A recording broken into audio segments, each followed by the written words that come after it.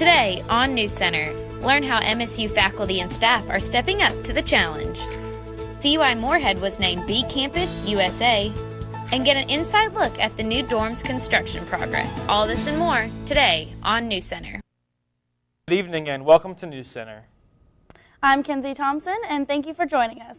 Here's your headlines for April 7, 2016.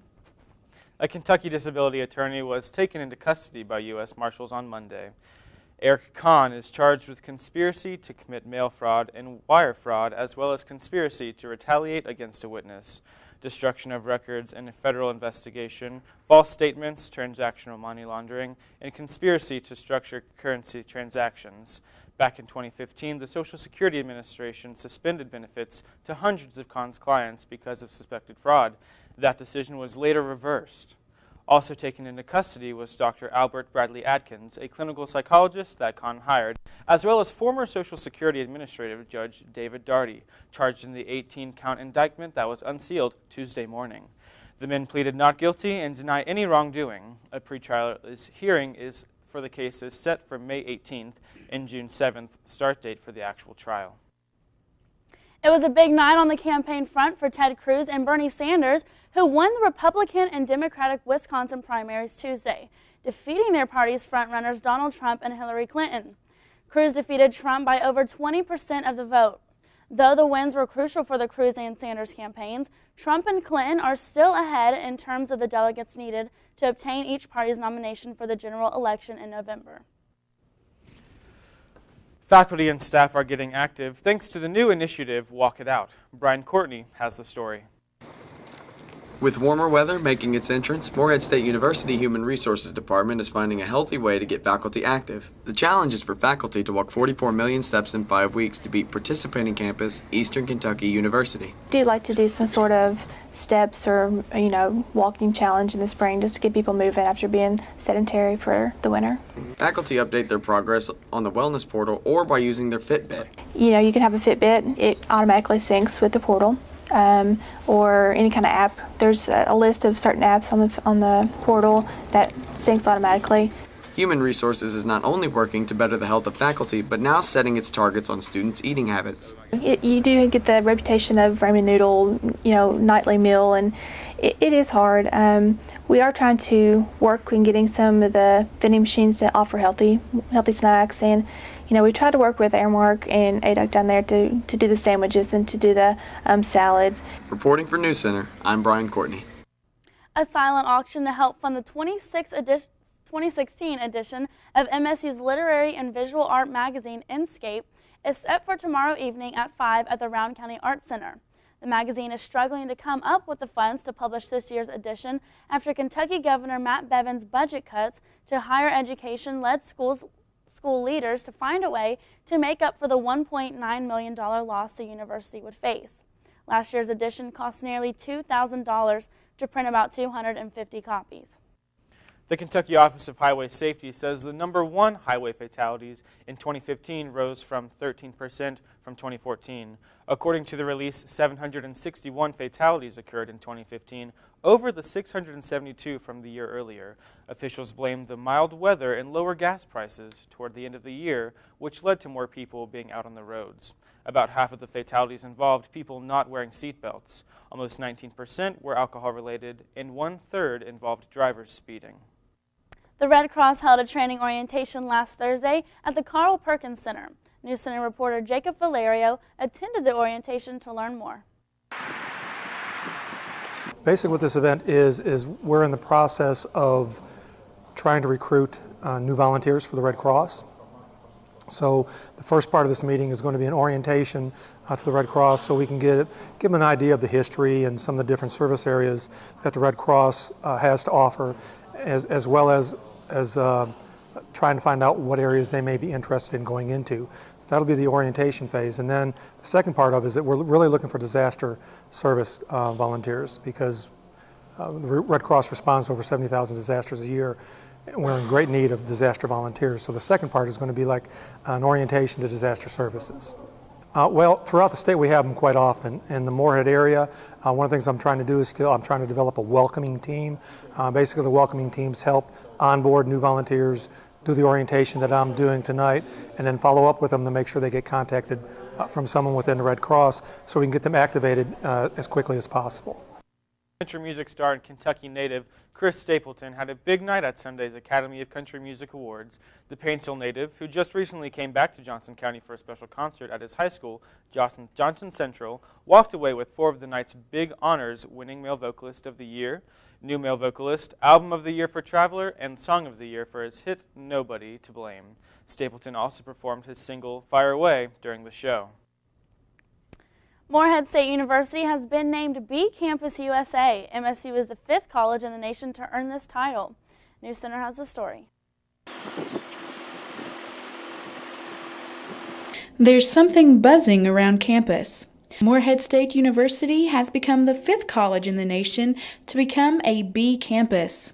B Campus USA is a program that promotes awareness of bees and supports maintaining bee life. MSU was already doing a lot of things that were required for the B Campus USA certification. We already had hives at the farm. We have already been planting native trees and native plants on campus through our Tree Campus USA program and also the Center for Environmental Education's outdoor classroom areas. So we have 3 honeybee hives. 2 are located here at the MSU Derrickson Agricultural Complex, and then we also have 1 larger hive at the MSU Browning Orchard. And these are used to help pollinate our crops. Mainly in the early spring, we take all of the hives up to the Browning Apple Orchard where they pollinate our apple trees. And then later in the season, we'll bring them down to the farm and we'll let them pollinate our vegetable crops and our fruit crops here. So as part of our Bee Campus USA initiative, we'd like to establish a beehive on campus to use for demonstration purposes so that it can be accessed when needed by classes and students to learn more about how bees help our community. Holly and Amy hope students become aware of pollinators. Reporting for News Center, I'm Courtney Howe.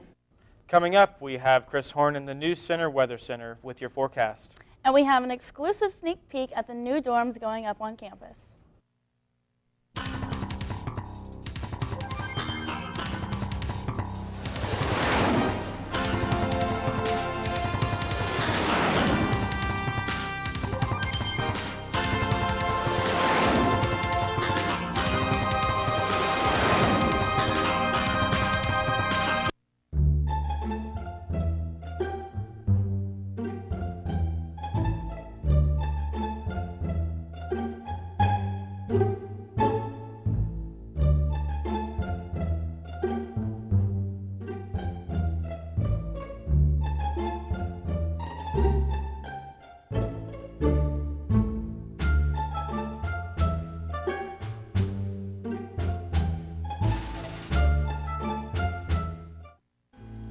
My name is Scotty Purnell. I've been here 9 years.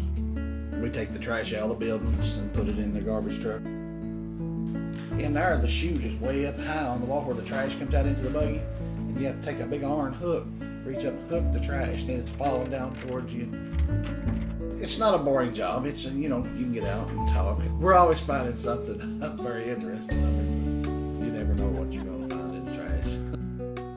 I like my job very much.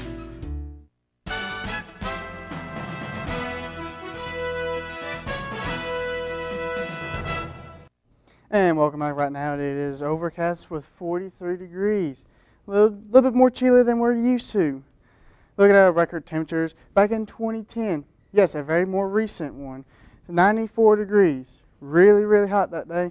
But back in 1950 it was 17 degrees. We're looking at our normal high and normal low right now. We're sitting right in the middle, but more towards the normal low. And now looking at our WKYT temperatures. Northern part of Kentucky, you're sitting right in the 40s, and right here in the more of the eastern, mid, and eastern part of Kentucky, you're sitting in the 50s, and if you look down towards Bowling Green, you're sitting right in the 60s. But now taking a look at our actual temperatures, 48 degrees in Richmond, 56 degrees in London, Somerset, you're sitting at 54, Monticello, 57. Taking a look at Louisville, you're right at the 50-degree mark. And looking at our weather, our radar, western part of Kentucky, you are clear from this rain right now. But unfortunately for this northern part of Kentucky and eastern part of Kentucky, you're seeing spotty coverage of showers here now. And looking to tonight, there is a small chance of some rain and some sprinkles here and there, but it will be a very chilly night, sitting into the low 30s, and the sunset will be about 8:05, 8:03. And now, back to Kinsey.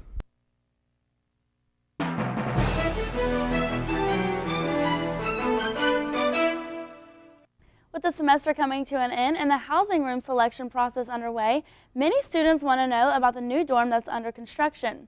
The Office of Facilities Management hosted a tour of the construction site on Tuesday. Newscenter's Alexis Matthews was on the tour and has more. Alexis? Right, guys, I was a part of the tour on Tuesday, which was the first group of students to set foot on the construction site in the building.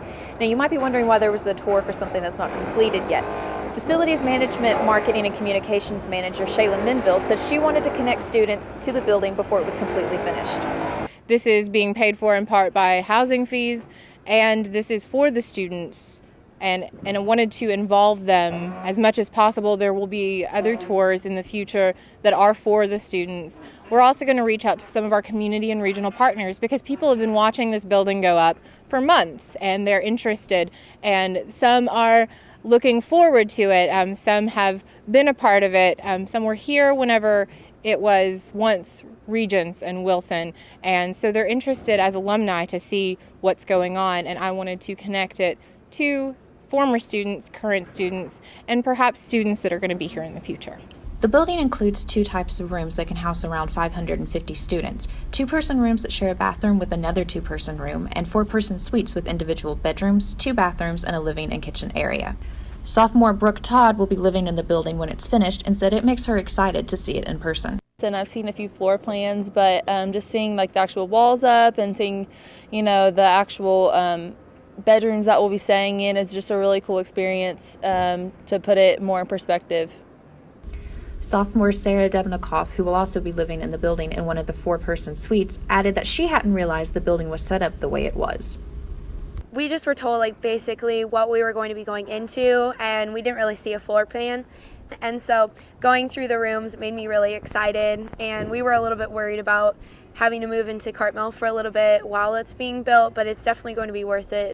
Now, a name for the dorm hasn't been selected yet, but once it's finalized, it will be announced. Reporting for News Center, I'm Alexis Matthews. Thanks, Alexis. For more information on tours of the construction projects, email Shayla Minville at sdminville@moreheadstate.edu and follow Facilities Management on Facebook, Twitter, and Instagram.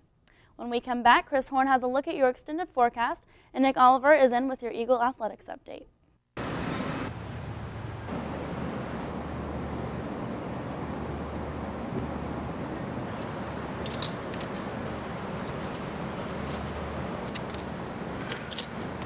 Lord, what fools these mortals be. Romeo, Romeo, wherefore art thou, Romeo? I have always depended on the kindness of strangers.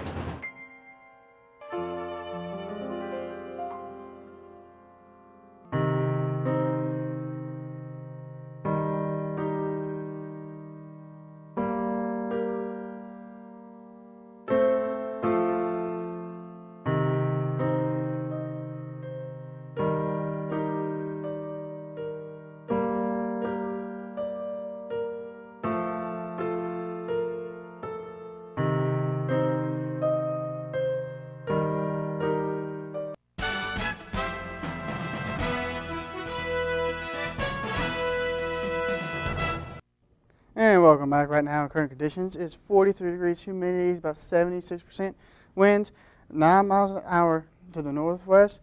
Not much of a windy day, but it has been much of a rainy day. Looking at our WKYT temperatures, it is, as you can see, northern part of Kentucky, you're sitting in the 40s.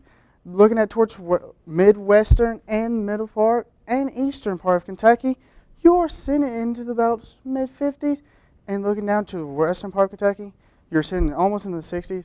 Looking at the eastern part of Kentucky right now, London, you're sitting at 56. Millsboro, 60. Harlan, you're sitting about 57. Jackson, fortunately, you didn't hit that 50 mark right now.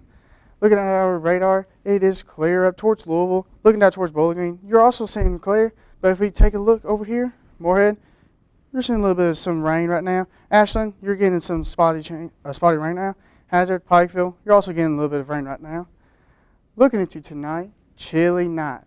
light coat tonight, because there will also be a small chance of rain tonight, sitting into the low 30s across most parts.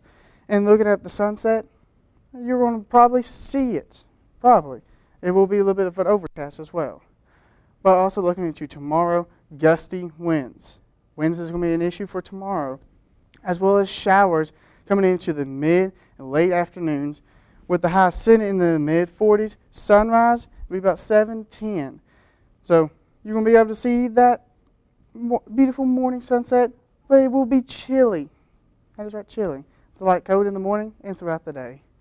And looking at our 7-day forecast, going into the weekend, it will be a chilly weekend. So Saturday sitting at 40 with some chances of morning flakes. That is right, morning flakes. Going into Sunday, there will be a hard freeze into the morning hours, and heading into your week, Monday you will be at 60% for storms, but going into Monday, a little bit much cooler. Going into Wednesday and Thursday, you're going to have more fair clouds and more higher temperatures.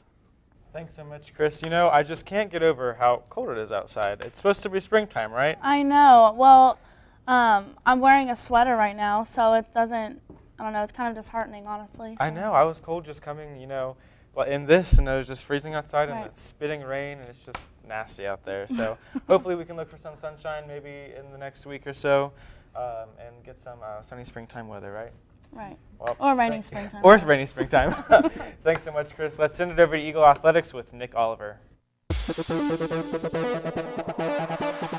Your home for the Morehead State Eagles, this is Newscenter Sports. Morehead State is starting their football recruiting a bit early this year. Morehead State's football team did not take the field in their usual way this weekend. The Eagles football clinic was free to all youth players ages 12 and under. Newscenter caught up with head coach Rob Tenyer to discuss the camp and its impact on the community.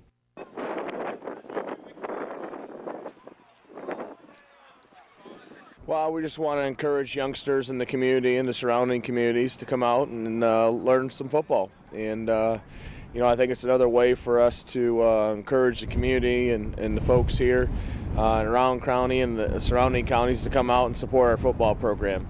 Well, it's something that's usually done within, our athletic department. Most of the sports have something similar to it, and I felt like we'd have a little better weather, obviously, but it's not a bad turnout. I think we had close to a dozen youngsters come out for the camp, so it's been fun. We started out with some throwing and passing and catching, and we worked some handoffs, and we just had some fun. You know what I mean? We want them to enjoy their experience and understand that playing football is fun, and that's what they need to learn at a young age. And football's taken a little bit of a hit here in the recent years at the youth level, and statistics show that youth football's been up the last 2 years. So I'm excited about that. I'm a teacher, I'm a father, I'm an educator, and so part of my job is to educate our players on how to become good parents.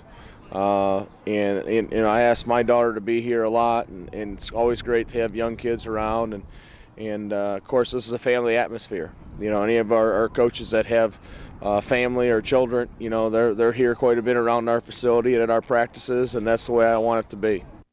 The Eagles will have a spring scrimmage on April 16th at 5 p.m. with an alumni game taking place at 7 p.m. The baseball team went 1-2 against rival Eastern Kentucky University in a 3-game series this past weekend. The Eagles lost Game 1 on Friday and Game 2 on Saturday and came back with revenge for Sunday. On Friday, the boys lost in a close game 8-6 despite a 5-0 lead in the beginning.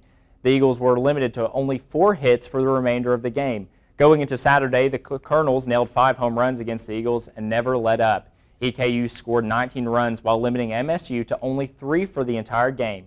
Despite all the negativity, freshman designated hitter Trevor Snyder hit a home run for the 3rd straight game with a 2-run hit, putting them up 2-0 in the first. But unfortunately, the Colonels answered back with a few 2-run homers and pulled away with the lead to beat the Eagles 19-3. MSU took these losses and went into Sunday's game ready to play, and Snyder striked again. Snyder homered for the 4th straight game and had 6 RBIs, and for the first time, freshman Reed Leonard had 4 hits in a single game.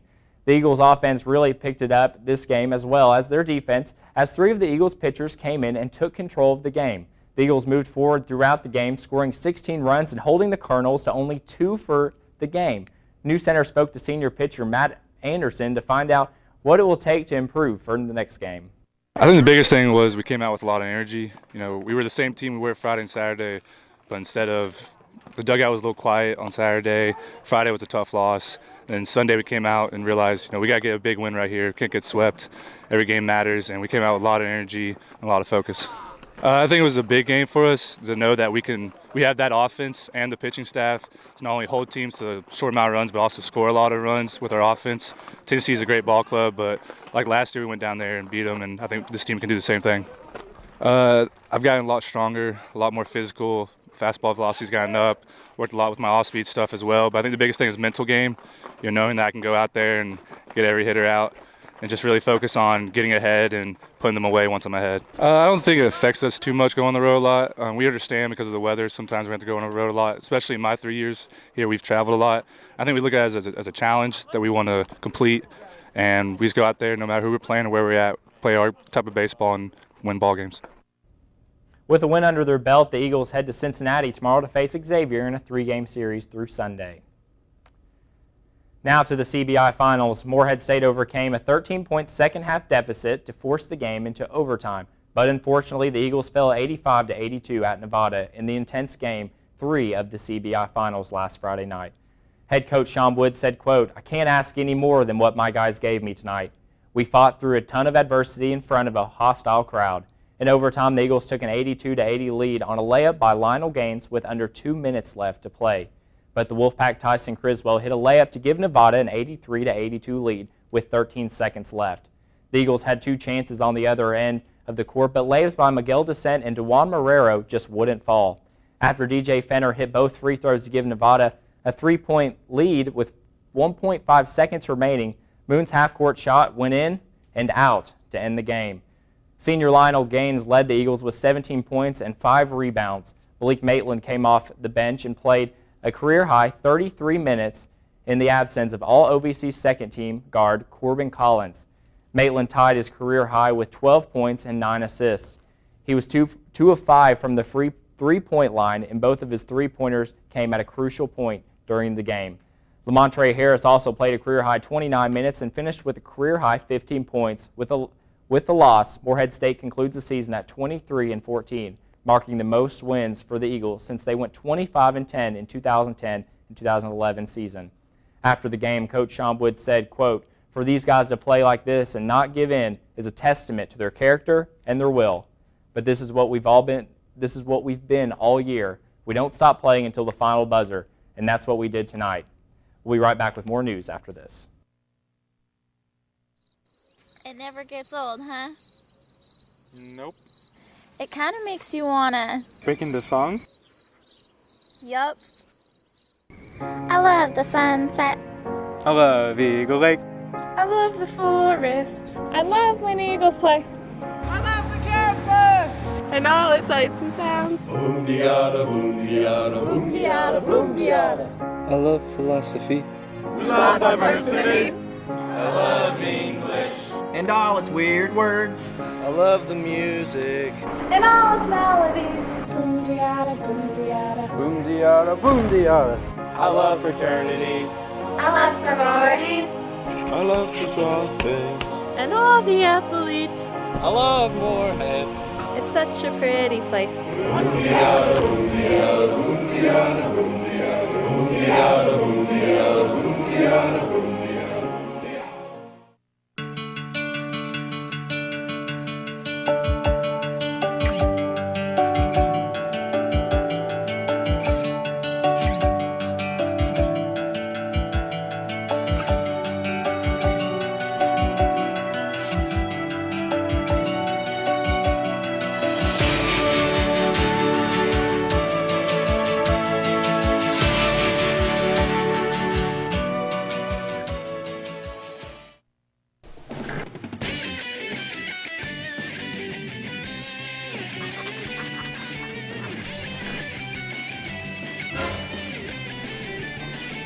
Addison, why are you dressed up like that? Because you're in a dream, John.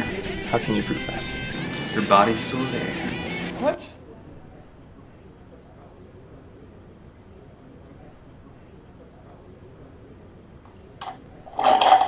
Wake up and smell the coffee. Java City.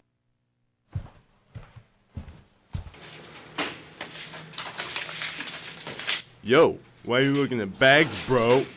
What you need is a chick magnet. You put me in your room and boom, chicks. That's what I'm talking about.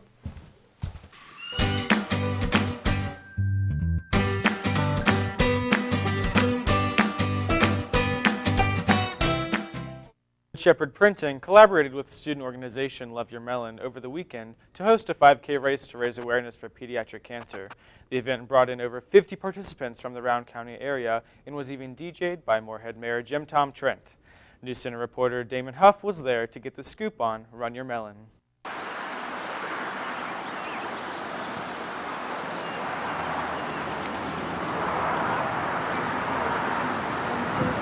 So Love Your Melon is a clothing apparel brand run by college students across the nation. We're on a mission to give every child battling cancer a hat on their head, and we do that through our Buy One Give One program. We get to give back to, Eastern Kentucky, give them involved, give back to our school, and get the student body and the whole public involved. We do different events. Right now we're at a 5K, and that's just to raise pediatric awareness, cancer awareness. It's completely free. We have superhero themed. We have a bunch of people coming out. We're raffling a ball cap. It's sponsored actually. It's not our 5K. We're just tabling here.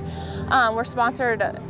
Good Shepherd Printing sponsoring it. He does a lot of missionary work overseas in different countries and builds orphanages, and he really wanted a way to get involved with this issue that's here in the United States, specifically even in Eastern Kentucky, so he did the Run Your Melon 5K. I have a gold ribbon in my hair today because gold or yellow is the color for pediatric cancer.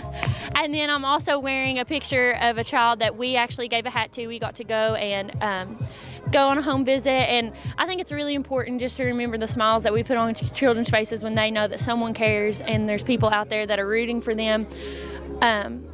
And that they're in this fight, and some kids never get to see a birthday, double-digit birthday, and that's just what we have to keep in mind when we're all doing this, because anything can be frustrating, but just knowing that we are helping children and their families just have hope in this fight, that they're not alone, and that's really what Moorhead Crew is all about. We just want people to know that they're not alone and that we're here for them. The Run Your Melon race is one of several events the student-run organization plans on participating in. You can follow the group on Facebook, Twitter, and Instagram. Ladies of the Sigma Sigma Sigma sorority hosted their annual Women of Character pageant Tuesday evening, fostering the ideals and qualities of women of character on campus. Newscenter caught up with the winner of the pageant, Kappa Delta member Caitlin Williams. I am very excited. I'm in a little shock. Very, very excited though, yes. I believe there are many qualities that take to be a woman of character: class, and poise, confidence. I believe confidence is the most important thing that you can wear, the best accessory. So just coming out here and having plenty of confidence and just enjoying yourself, having fun, and being able to portray to everyone that you can do this. Anybody can step on this stage and do this. So I believe just many qualities that come together to form a woman of character.